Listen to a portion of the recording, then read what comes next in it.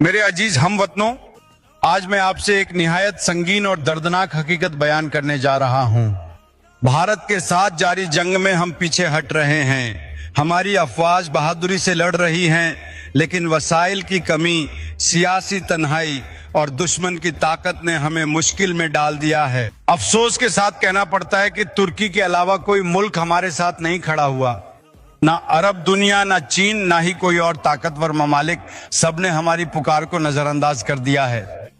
मेरा दिल बहुत बोझल है जब मैं कहता हूं कि अगर यही हालात रहे तो जल्द पाकिस्तान दुश्मन के कब्जे में जा सकता है। हमारी सरजमीन, हमारी खुदमुख्तारी, हमारे ख्वाब, सब कुछ खतरे में है।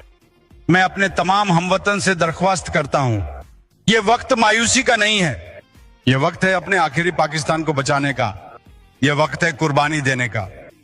हम झुकेंगे नहीं, हम रुकेंगे नहीं। अगर हम सब एक हो जाएं तो कोई ताकत Endeavor, video like and share, please.